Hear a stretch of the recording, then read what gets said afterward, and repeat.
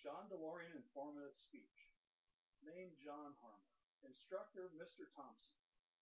Title John Delorean. Specific purpose to inform my audience about three parts of John Delorean's story. Central idea. The three parts for John Delorean's topic are 1. Pontiac, 2. Delorean Car, 3. His arrest and trial. Delorean wasn't the typical executive. He had shaggy hair and made friends easily, and mingled with rich and famous. Topic. Not many people are able to start their own car company from scratch. Credibility. I was always fascinated by his story and wanted to share it with the class. Preview. Today I will share with you three parts of John Delorean's life. 1. Pontiac, 2. The Delorean Car, 3. His arrest and trial. The first part is the Pontiac years. His winning formula was simple and hip. Listen to rock and roll radio.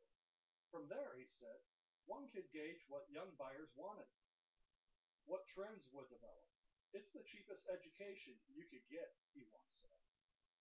A great engineer and an inventor, he brought Pontiac its first compact car.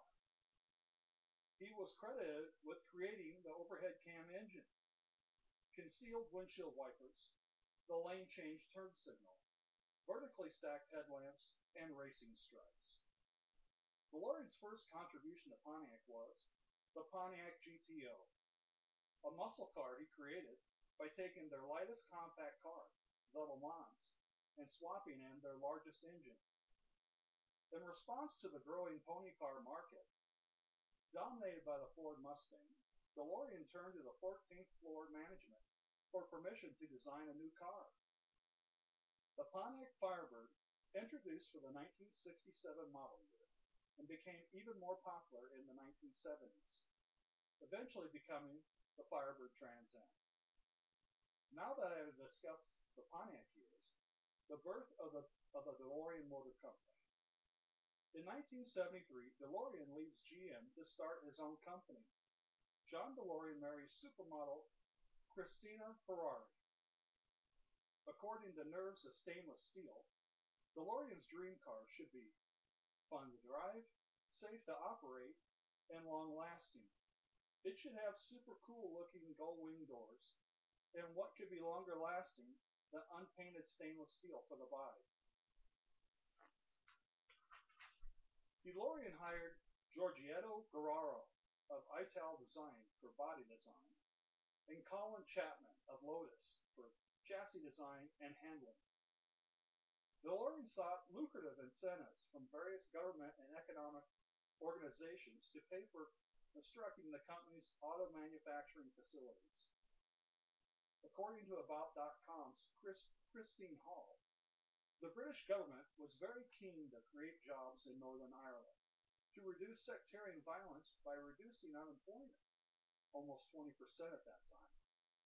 The British government lended BMC about $120 million in startup costs. DeLorean planned to employ 2,000 workers near Belfast in Northern Ireland, would cause support for the Irish Republican Army to dwindle. Engineering delays and budget overruns caused the assembly lines to start in early 1981. Reception by the car-buying public and auto magazines was mixed. The early cars had an impressive waiting list of anxious customers. The sticker price of $25,000 was costly for most of the market. A recession during 1981-82 didn't help either. Lack of demand, cost overruns, began to take a toll on BMC's cash flow in late 1981. Car sales were only around 6,000 units, and their break-even point was 12,000 units. In response to the income shortfall, a restructuring plan was devised, and a new DeLorean Motors holding company would be formed in order to sell stock in the company on the New York Stock Exchange. In January of 1982, the U.S. Securities and Exchange Commission had questions about the company's viability. The company was forced to cancel the stock issue with a holding company that Delorean hoped would raise $27 million. John Delorean then lobbied the British government for aid, but was refused unless he was able to find a matching amount from other investors.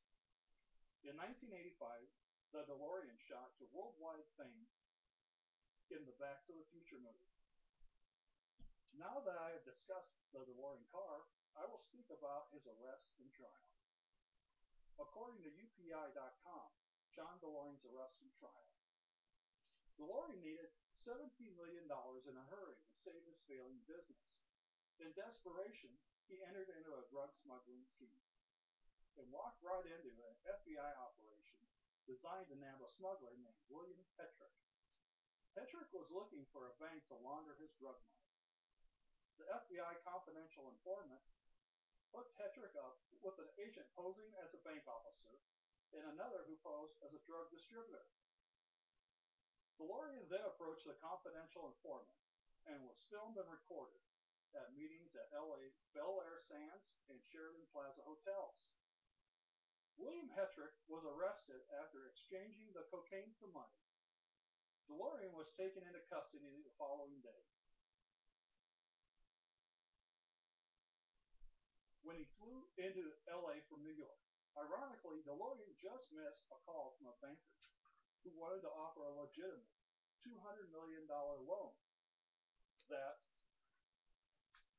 would have saved the Delorean Motor Corporation, which shut its doors for good, owing creditors $180 million. It was later proven that the money paid for the drugs brought in by Petrick was provided by the U.S. government.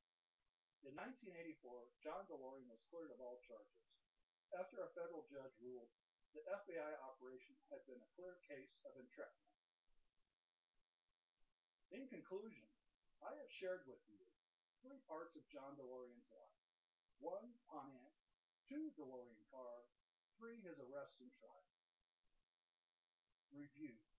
These are some things to consider before purchasing a Delorean. In August of 2007, due to demand for the Delorean DMC-12, DMCH would start selling refurbished cars. Businessman Stephen Wynn has purchased all of the remaining parts and builds them in Houston, Texas. A new Delorean can be assembled from the ground up using a combination of new, original, and reproduction parts for $57,500. About 20 new DeLoreans are produced each year, and good used ones can be purchased for around $25,000. For 2013, DMC Texas is producing an all-new plug-in hybrid DeLorean with 260 horsepower. It'll be quite a performer for $90,000.